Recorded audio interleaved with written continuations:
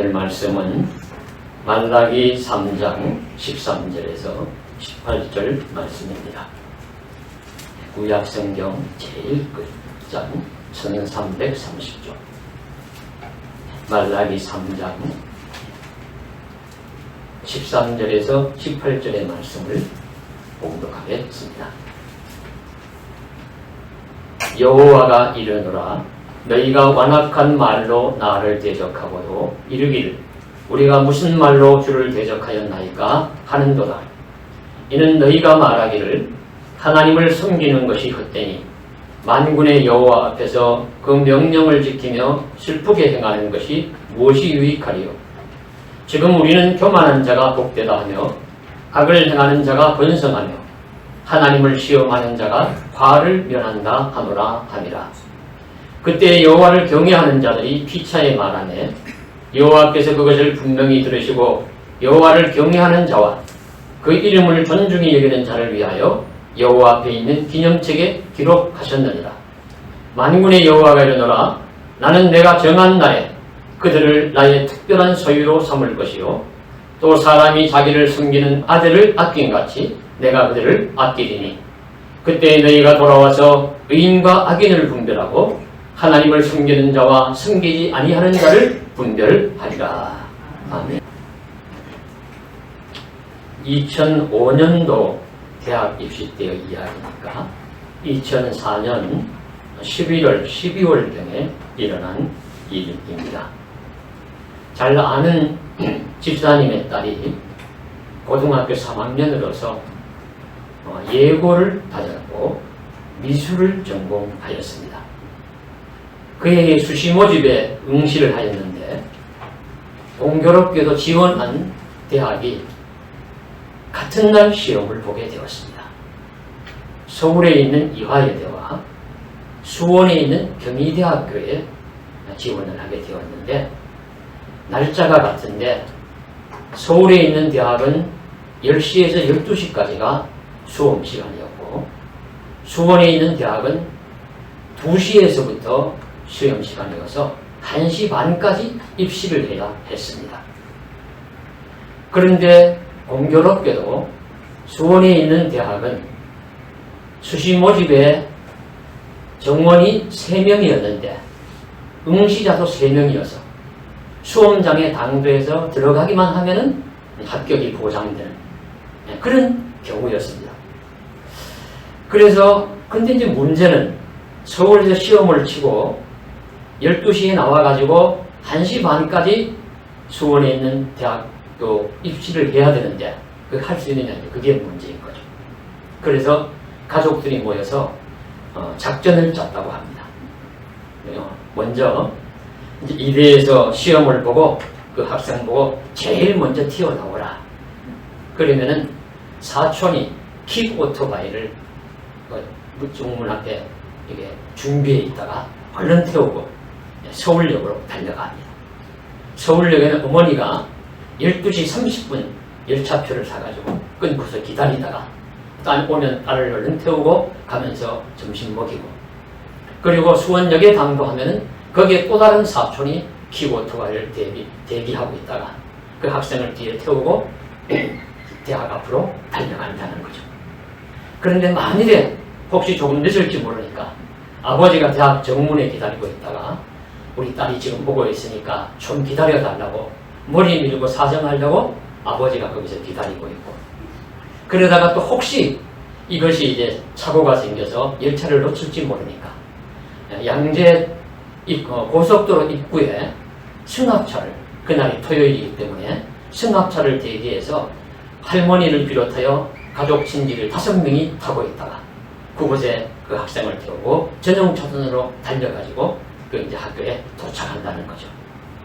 그래서 이런 작전을 짜가지고 다행히 기차를 놓치지 않았고 10분 전인 1시 20분에 학교에 도착하여 무사히 시험을 치르고 잘 합격했다 하는 그런 이야기를 하면서 동원된 가족이 무려 12명이고 이 일을 위해서 예행 연습까지 했노라고 매우 자랑스럽게 무용담처럼 하시는 말씀이 하도 신기해서 또 온 가족이 열심히 특심해서 제가 노트에 기록을 했다가 이렇게 정해드립니다. 대입시를 위한 부모 가족의 수고가 이토록 대단하다는 것을 잘 보여주는 이야기입니다. 여기까지는 실화예요. 그런데 지금부터 하는 이야기는 가정입니다. 이렇게 대학을 들어가고 그동안의 등록금과 부모님의 보살핌 등으로 학교를 잘 다닌 딸이 후에 어느 날 부모님과 어떤 일로 다투게 되었어요. 그래서 이렇게 딸이 무엇인가 잘못해서 부모님이 내 딸의 잘못을 나무라자 그 딸의 입에서 나온 말이 엄마 아빠가 날 위해서 해준 것이 뭐가 있어? 이렇게 이야기를 하면서 되어들었다고 하면 그 부모님이 아연실색하지 않을 수 없을 것입니다. 어린 시절부터 쥐면 부서질까 불면 날아갈까 고이 기르고 수험생 시절 밤낮으로 태워다니며 뒷바라지하고 대학 입시 때는 007 작전을 방불할 그런 입시 장면까지 생각하면 기가 막힐 것입니다. 그래서 이런 딸의 경우가 있다면 적반하장이다. 도둑이 도리어 몽둥이를 든다는 뜻으로 잘못한 사람이 잘한 사람을 나무라는 경우를 의미하고 또는 후안무치하다. 얼굴이 너무 두꺼워서 자기 잘못을 인정하지 않을 뿐 아니라 자기 부끄러울 줄 모른다 하는 말을 쓸 수가 있을 것입니다. 그런데 이런 경우 적반하장 또는 후안무치하는 경우가 하나님과 인간 사이에도 자주 벌어집니다. 그 신뢰를 하나님과 이스라엘 백성 사이에 일어난 일을 말라기 선지자를 통해서 오늘 잘 증언하고 있습니다. 말라기 선지자를 통해서 구약성경 시대 말기의 신앙의 타락과 양심의 상실, 이스라엘 백성의 삶의 이중성을 고발하고 있습니다. 오늘 읽은 말씀에도 하나님의 지적과 이스라엘에 대한 적반하장의 태도가 나오는데 오늘 말씀 이전에 여러 번이 또 등장을 해요. 이게 이제 상습본과 같습니다. 첫 번째로 등장하는 것이 1장 2절에 여호와께서 이르시되 내가 너희를 사랑하였노라 하나 너희는 이르기를 주께서 어떻게 우리를 사랑하셨나이까 하는도다. 하나님이 이스라엘 백성을 향해서 내가 너희를 얼마나 사랑한지 아느냐. 그러면은 사랑을 받았으니까 그렇게 많이 사랑해 주셨죠. 그렇게 많이 사랑해 주셨는데 사랑에 다 보답하는 삶을 살지 못하는 저희를 용서해 주십시오. 이렇게 해야 되는데 대뜸 하는 말이 어떻게 우리를 사랑했어요? 언제 사랑했어요? 이렇게 이제 되어진다는 말씀이에요. 그러면 하나님이 또 사랑했다는 것을 증거를 해야 됩니다. 사랑을 느끼지 못하고 사랑을 깨닫지 못하는 대상에게 내가 이렇게 사랑했지 않았느냐? 내가 에서는 미워하고 야곱을 사랑한 것처럼 너희를 사랑해왔지 않느냐? 이 설명해야 되니까 그 설명하는 하나님의 마음이 얼마나 아프고 힘들고 그렇게 했어요. 또 두 번째로도 1장 6절 7절에 보시면은 하나님이 이스라엘 제사장들에게 말합니다. 내 이름을 멸시하는 제사장들아 아들은 아버지를 공경하고 종은 주인을 두려워하는 것이 마땅한데 내가 아버지인데 공경함이 없고 내가 주인과 같은데 두려워함이 없도다. 그렇게 너희가 나를 멸시하는구나. 이렇게 이야기를 하니까 제사장들이 하는 말이 우리가 어떻게 주를 멸시했습니까? 또 그렇게 이제 시치미를 떼면서 또 반박을 합니다. 또 하나님 설명을 하십니다. 너희가 나를 섬긴다고 하면서 제단에다가 그러니까 상한 떡을 드리고 상한 떡을 넣어놓고 그리고 저는 것, 병든 것 그런 깨끗하고 정결한 것들을 예물로 제물로 드려야 되는데 그런 제물들을 딱 그냥 드리면서 나를 섬긴다고 하지 않느냐. 마치 사람 가운데서도 우리 손님 대접해놓고 상한 음식 내어놓고 만일에 뭐 찌끄러기 내어놨다면 그 사람 멸시하는 거잖아요. 그와 마찬가지로 하나님 앞에도 그런 모습으로 하면서 하나님은 너무 잘 아시니까 너희가 마음이 내게서 없구나. 내가 너희가 너에게서 마음이 너무 멀어졌구나. 나를 멸시하는구나. 잘 아시는 하나님 지적하시면 아차 하나님이 아시는구나. 마치 내가 잘 깨닫지 못하고 하면서 인정해야 되는데 그러지 아니하고 오히려 대뜸하는 말이 어떻게 우리가 주를 멸시했습니까? 대보시오 대보시오 하는 것과 같은 모습이라는 거죠. 세 번째로 2장 17절에도 너희가 말로 여호와를 괴롭게 하고도 이르기를 우리가 어떻게 여호와를 괴롭혀드렸나이까 역시 수긍하지 않고 대꾸하고요. 3장 7절에서 8절에도 하나님이 이스라엘에게 돌아오라 하니까 우리가 어떻게 돌아가죠? 너희가 나의 것을 도둑질했구나 하니까 우리가 어떻게 주의 것을 도둑질했습니까? 이 말씀은 무슨 뜻이냐 하면은 만물이 다 하나님의 것이라는 거예요. 그 중에 하나님이 일부를 하나님께 드리려고 했어요. 드리는 대표성으로 드리는 나머지 것을 다 하나님의 것이지만 자기 것처럼 사용할 수 있도록 허락하신 겁니다. 그런데 드리지 않아요. 드리지 않고 전부를 다 내 것처럼 마음대로 씁니다. 그러면 하나님께서 보실 때는 소위 말하면 너희가 나의 것을 도둑질하는 걸 하는 논리로 말씀하시는 건데 그 말씀에 대해서도 이제 반박을 한 거죠. 우리 언제 도둑질했어요? 언제 주를 멸시했습니까? 언제 어떻게 우리가 주를 돌아가죠? 한 번도 하나님이 말씀하시면 고분고분 네 그렇습니다. 인정하겠습니다. 시정하겠습니다. 잘못했습니다. 돌아가지요. 하지 아니하고 그저 그냥 반박하고 대꾸하고 우리는 그런 것이 아닌데 우리를 그렇게 취급하느냐고 이렇게 이제 하는 것이 이스라엘의 모습이어서 소위 말하는 적반하장과 같고 후한무치함의 절정과 같다 하는 말씀입니다. 바로 그 말씀이 오늘 이제 대종결과 마찬가지로 오늘 함께 읽으신 말씀에 나옵니다. 여호와가 말씀하십니다.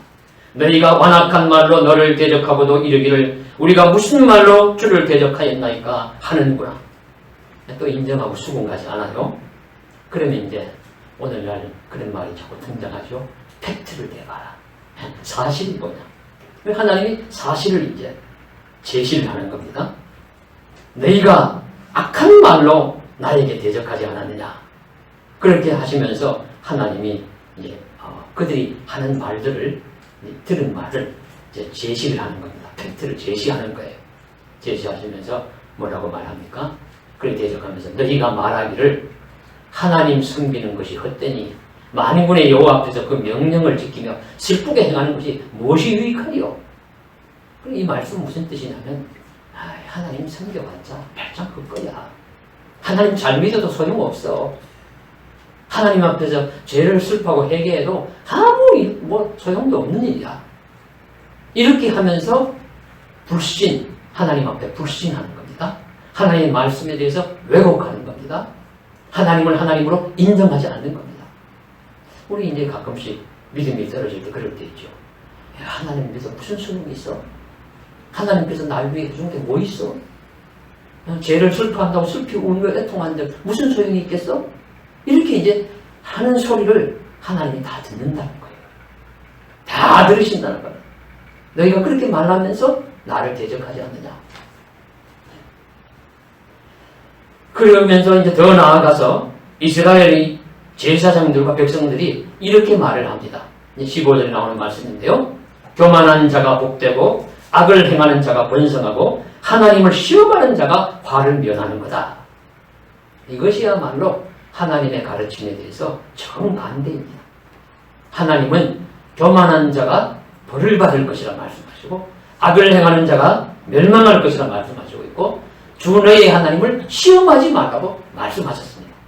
그런데 모여가지고 이제 믿음이 떨어지고 이제 그런 불신하는 백성들이니까 모여가지고 서로 하는 말이 또 제사장들이 가르치는 말이 교만한 자가 복돼.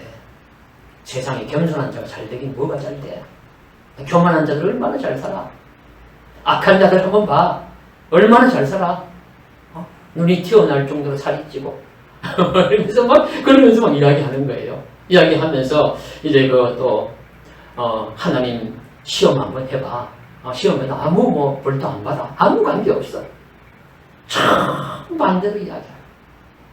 그러면서 서로 낄낄거리며 웃고 백성들과 제사장들 이렇게 가르치고 서로 이야기를 하는 것입니다. 오늘날 또 설교자나 스승님들이 제자들이나 성도님들에게 겸손하게 살면 복을 받는다고 설교하고 교만한 자가 벌을 받을 것이라고 말씀하고 악을 행하면 결국에는 심판을 받을 것이라고 말씀하면서 주 너의 하나님을 시험하면 안 된다고 가르칠 때 그렇기는 뭐가 그래. 다 헛된 말이야. 다 소용없어. 이렇게 서로 이야기를 한다면은 말라기 시대 이스라엘 백성과 같다는 말씀입니다. 그래서 하나님이 선지자를 통해서 지적하시는 겁니다. 정의의 하나님이요 선하신 하나님이 다 듣고 계시면서 공의롭고 신실하신 하나님 앞에서 이러한 말이 얼마나 완악한 말이며 하나님을 얼마나 대적하는 말인가 깨달아야 한다 가르쳐 주시고 있습니다. 오늘 말씀은 말라기 시대 이스라엘은 이렇게 하나님의 뜻을 왜곡한다는 것을 선지자는 증언합니다. 그래서 이스라엘 백성들은 철저하게 수긍하는 법이 없어요. 이 시대의 이스라엘 백성은 특히 더 그렇습니다. 의미를 왜곡하고 명령을 불순종하고 책망하고 지적하면 인정 수긍하게 되어듭니다. 내가 언제 우리가 어떻게 그랬나니까. 그러면 이제 돌보아주고 살려주고 모든 것으로 채워주고 생명을 주시고 길을 인도하신 하나님이 참 마음이 아프신 것이죠. 그래서 이제 인들에게 그러면 내가 어떻게 대응할 것인가 그것을 이제 또 말씀하시고 계세요. 그 잠시 뒤에 보고요. 그런데 그 다음 16절에 보시면 장면이 전환이 됩니다. 다행히 세상에는 그런 사람들만 있는 것이 아닙니다. 어두운 밤하늘에 별이 빛나듯 말라기 시대의 암흑과 같은 시대에도 별처럼 빛나는 사람들이 있습니다. 바로 16절 말씀에 그때 여호와를 경외하는 자들이 피차 말하며 여호와를 경외하는 자들이 있다는 사실을 증언하시고 계세요. 여호와를 경외하는 사람들이 있었다는 사실을 말씀하고 있습니다. 그런 사람들이 있어서 그런 사람들이 하는 말은 어떤 말을 하겠습니까? 암흑의 시대에 불신의 시대에도 이런 사람들이 있다는 사실만으로도 희망입니다. 엘리야 시대에 7,000명이라는 남은 자들이 있었습니다. 바알과 아세라에게 복종하지 아니하고 믿음을 지킨 7,000명이라는 사람들이 있었고요. 요한계시록에도 보면 어떤 핍박이 치더라 하더라도 요단 강물, 생명수 강물에 자기 더러운 옷을 찢어서 깨끗하게 흰 옷을 입고 여호와 하나님을 찬송하는 무리들이 있습니다. 로마의 박해지대에도 카타콤베 어두운 곳에 들어가서라도 모여가지고 찬송하고 기도하며 하나님을 섬기는 사람들이 있고 오늘 어떤 어려움이 있더라도 주를 믿는 사람들이 있게 마련입니다. 성경을 읽고 작은 소리로라도 찬송하며 서로의 믿음을 확인하는 성도들이 있습니다.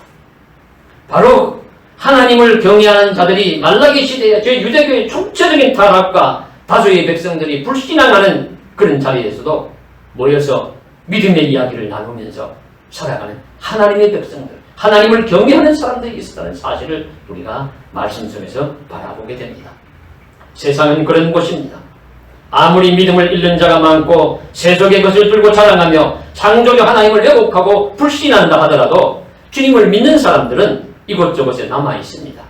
여기저기에 하나님을 경외하는 자들은 반드시 남아서 모여서 입을 모아 하나님을 찬송하고 마음으로 하나님의 구원을 믿고 하나님을 기쁘게 할 것입니다.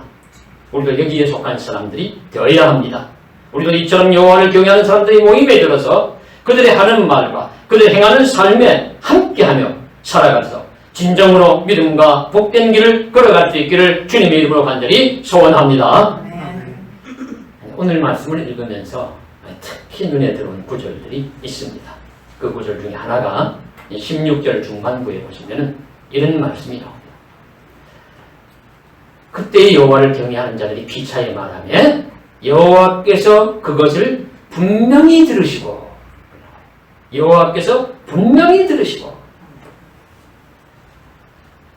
불평하고 앞에는 계속 불평하고 원망했어요. 그리고 대적했어요. 하나님.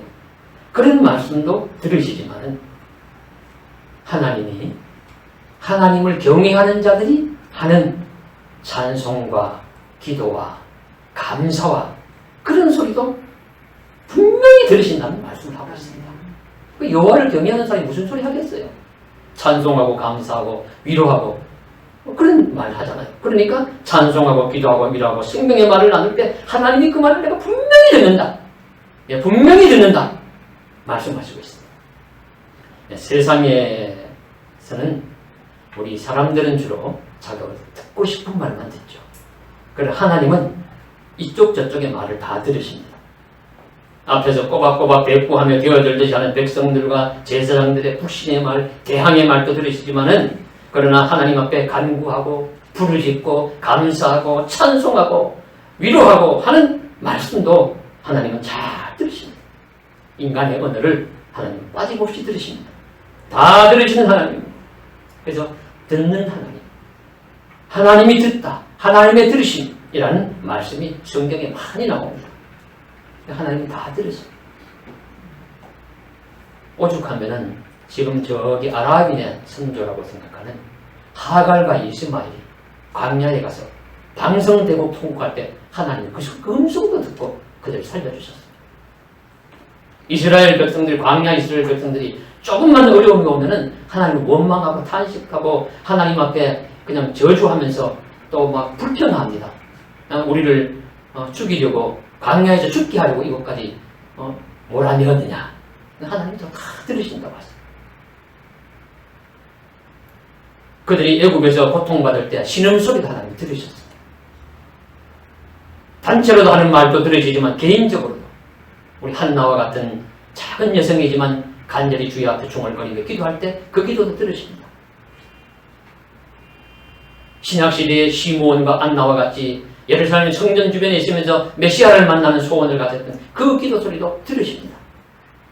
바울과 실라처럼 저 깊은 감옥에서 부르는 찬송과 기도 소리도 들으십니다. 하나님은 다 들으십니다. 우리의 음성도 들으십니다. 우리가 깜짝 놀랄 때가 있죠.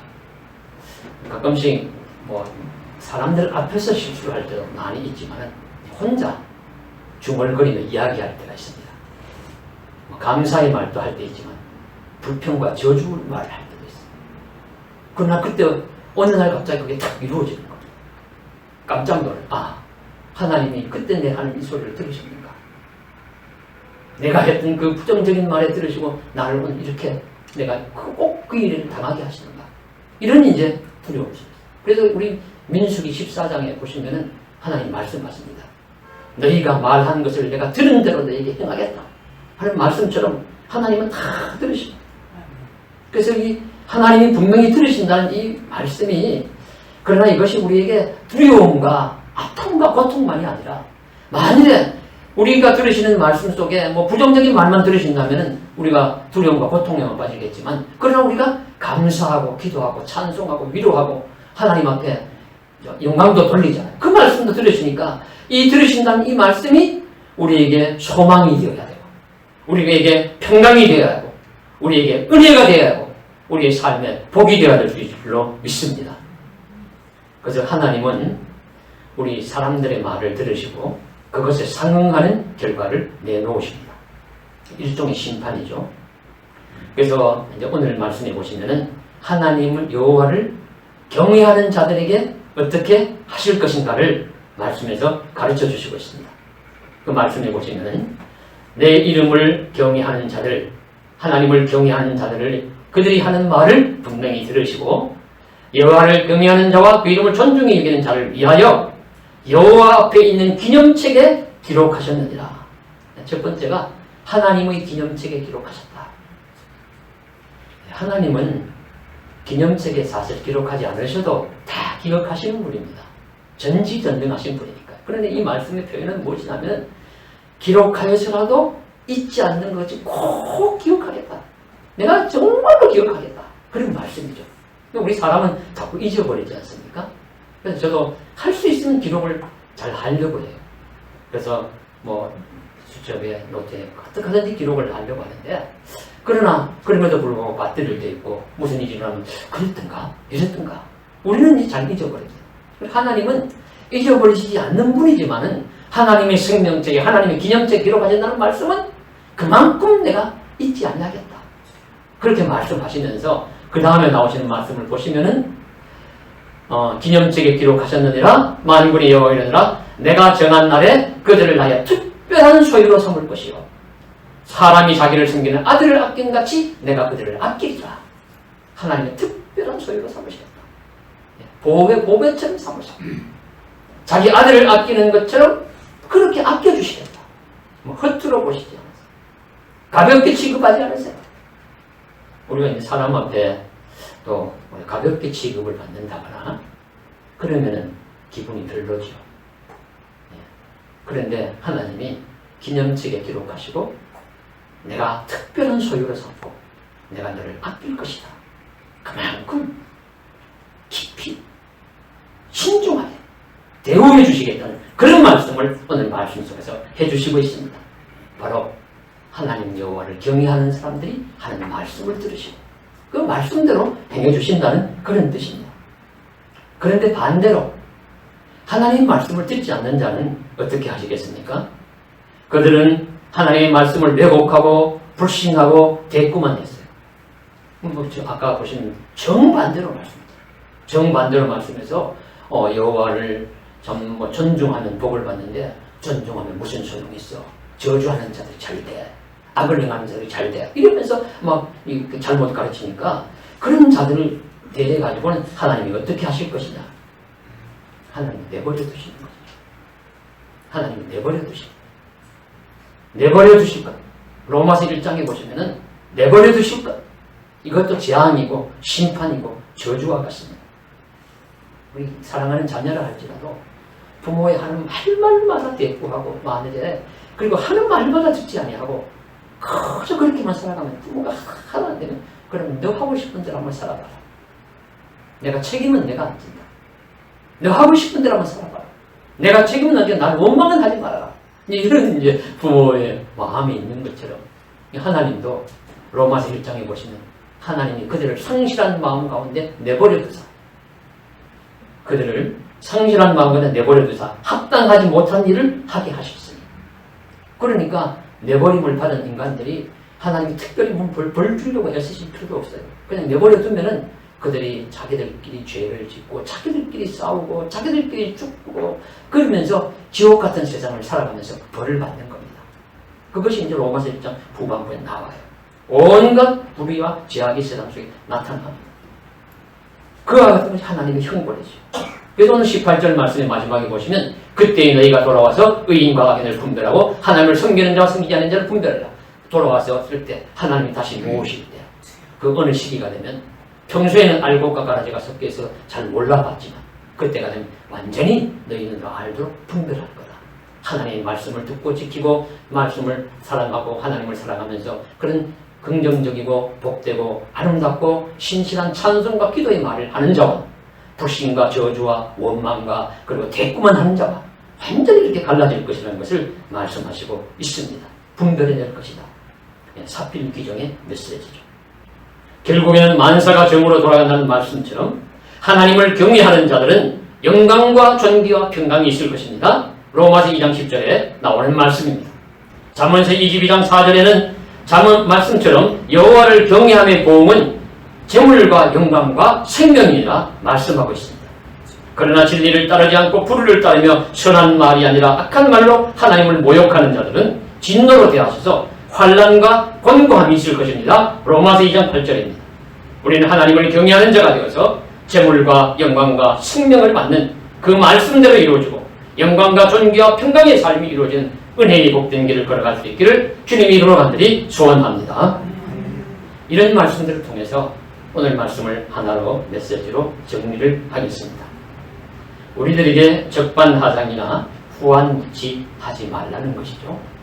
우리가 결초보온과 같이 그러니까 은혜에 보답하기 위해서 풀을 묶어가지고 뒤에 대적이 쫓아오지 못해서 은혜를 갚는 그런 이야기처럼 그런 은혜를 갚는 마음으로 살아라.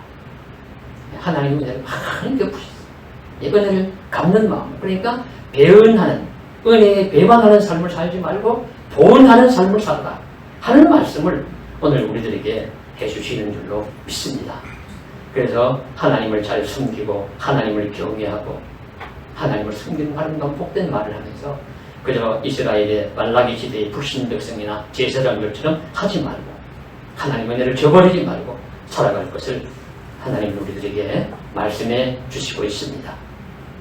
조선 말기를 살았던 신제효라는 분의 이야기를 드립니다. 신제효는 판소리의 대가였습니다.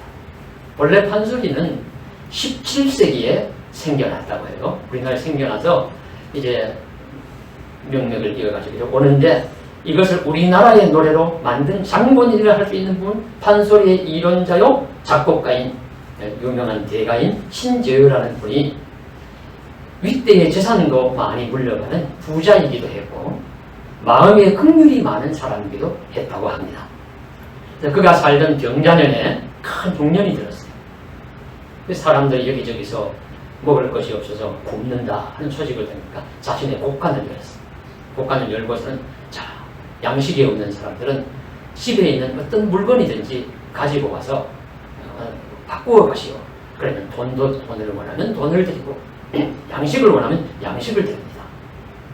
그러니까 뭐 가난한 사람들이 뭐 좋은 뭐 귀한 물건이 있겠어요? 집에 있는 거 뭐 호롱이든지 뭐 아무거든지 이제 싸가지고 오는 겁니다. 그러면 그 하인들에게 이거 풀어보지 말고 그냥 창고에 넣어놔라.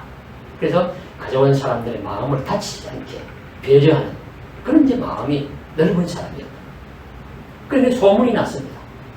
그때 또 당시에 유명한 암행의사 의인중이라는 암행의사가 있는데 이 암행의사가 그 소문을 듣고서는 그를 시험하려고 찾아갔어요. 허름한 복장을 하고 허름한 보따리에다가 마패를 써가지고는 앞에 내어밀고서는 나도 뭐 먹을 것이 없어 그러니 양식을 좀 주시오. 그러니까 그 신제도가 그 보따리를 받더니만은 상자를 하나 가지고 와요. 상자를 괴를 하나 가지고 와서 깨끗하게 닦더니만 문을 열면 그 안에 넣습니다. 보따리를 넣고는 탁 채워서 잔물들을 큼지막하게 채워본 열쇠를 주는 거예요. 필요할 때는 언제든지 와서 찾아가시오. 그러니까 이 암행의사가 아니 그 허름한 보따리를 뭘 그렇게 뭐 소중한 것처럼 그렇게 다루시오. 그렇게 이야기를 하니까 신제요가 하는 말이 남의 물건을 펴보지 않고 어떻게 알겠소. 필요할 때 가져가시오. 이렇게 이야기를 하니까 탄복을 내서 참 내가 호남 땅에 와서 사람을 만났다. 이렇게 하면서 탄복했다는 이야기가 있습니다. 그 신제요의 집에 한 번은 도둑이 들었습니다.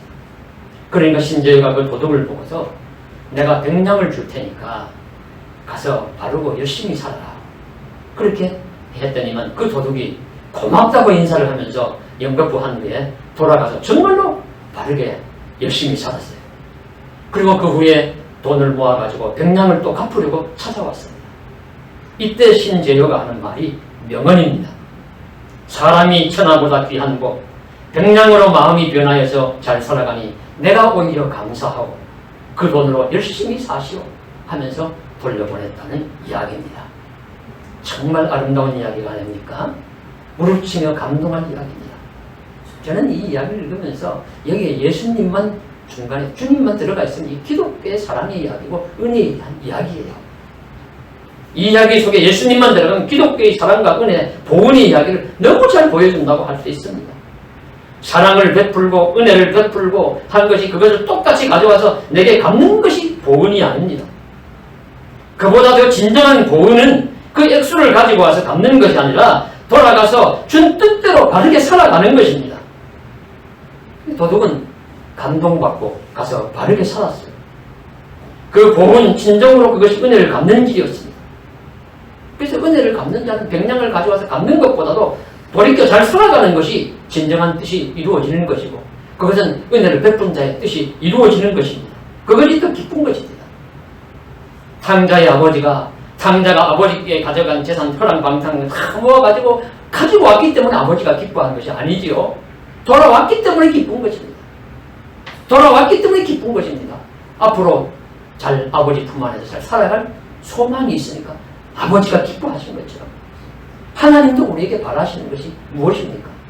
말라기 시대에 하나님이 지적하실 때 벌 주시려고 지적하시는 게 아니에요. 오늘날 세상에서는 자기 죄를 인정 안 하고 결코 어떻게도 끝까지 거절할 이유 중에 하나는 그걸 인정했다가는 받을 보응이 너무 크니까 끝까지 거절을 대응을 하겠죠. 그러나 하나님은 그런 분이 아니시죠. 하나님은 오히려 인정하면은 아무 그에게 뭐 책망하지 말고 거기에 대한 벌을 주시기보다는 사랑하시고 안아주시고 갚아주시고 선하게 인도하실 그 하나님입니까? 그 하나님 앞에 우리는 보은의 길, 하나님 주신 은혜가 크니까 보은의 길을 걸어가는 그 삶을 우리로 살게 하시려는 하나님의 뜻이 오늘 말씀 속에 있는 것입니다. 그래서 오늘날도 하나님은 이런 것을 원하십니다. 이런 모습을 기다리십니다. 이런 모습이 우리들에게 나타나야 될 수 있을 줄로 믿습니다. 오늘날은 하나님께나 사람에게나 배은으로 가득한 세상입니다. 보은의 아름다운 모습을 찾기 어려운 세상입니다. 저는 이 이야기를 하면서 나는 하나님과 사람 앞에서 보은을 많이 했는가 배은을 많이 했는가 잠시 생각해 보았습니다. 보은보다는 배은을 많이 했다는 깨달음이 들면서 부끄러움이 확 들어왔습니다.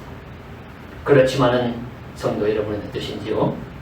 깨달음은 늦은 시간이라고 할 수가 없습니다. 깨닫고 이제부터라도 배은고나는 보온의 삶을 사는 것이 크리스찬의 중요한 삶일 것입니다.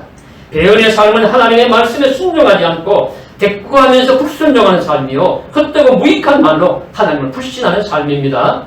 그러나 보온하는 사람들은 하나님을 경외하며 찬송하며 감사하는 삶을 살아가는 것입니다. 시편 116편 12절에 내게 주신 모든 은혜를 내가 여호와께 무엇으로 보답할까? 내가 구원의 잔을 들고 여호와의 이름을 부르며 여호와의 모든 백성 앞에서 나의 모든 소원을 여호와께 갚으리로다. 구원 백성이 되어서 하나님 앞에 감사하고 기도하고 찬송하며 그 빛 안에서 살아가는 것이 소원을 갚는 길입니다.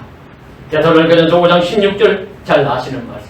항상 기뻐하라, 쉬지 말고 기도하라, 범사에 감사하라. 이것이 너희를 향하신 그리스도 예수 안에서 너희를 향하신 하나님의 뜻입니다. 하나님이 거대한 걸 기다리지 않으시잖아요. 오늘 말라기서의 말씀 보시면 하나님 지적하시면 인정만 하면 돼요. 아이고 그렇죠. 그랬습니다. 제가 깨닫지 못했습니다.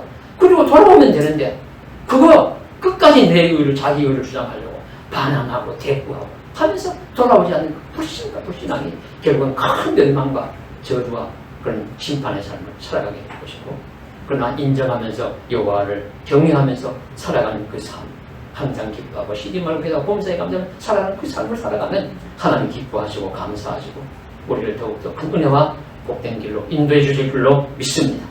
그러므로 우리도 배운 자가 아니라 본 자가 되기를 원하며 하나님이 원하시는 기뻐하시는 삶을 살아갈 수 있기를 주님의 이름으로 간절히 소원합니다. 기도드리겠습니다. 사랑하는 하나님 아버지, 삶을 돌이켜보면 사람에게도 그러하고 하나님께도 보은하기보다는 배은하는 삶을 많이 살았습니다. 저는 어느 때 깨달을 때도 있지만 어찌할 바를 알지 못해 그저 부끄러움이 앞을 가릴 뿐입니다. 그러나 하나님 십자가 보혈로 늘 용서해 주시고 이제부터라도 좀 더 보은의 삶을 많이 살아 내가 여호와께서 주신 은혜를 무엇으로 보답할까 외치면서 서원의 삶을 갖기를 원하는 시편 기자의 고백과 또 항상 기뻐하고 쉬지 말고 기도하고 범사에 감사하는 기독교인의 그리스도인의 근본적인 이 삶을 잘 살아감으로 하나님을 기쁘시게 함으로 보온의 복된 삶을 이루어갈 수 있도록 저희들을 은혜를 베풀어 주시옵소서. 더 큰 권세와 능력으로 인도하여 주옵소서. 주 예수님을 받들어 간절히 기도드리옵나이다. 아멘.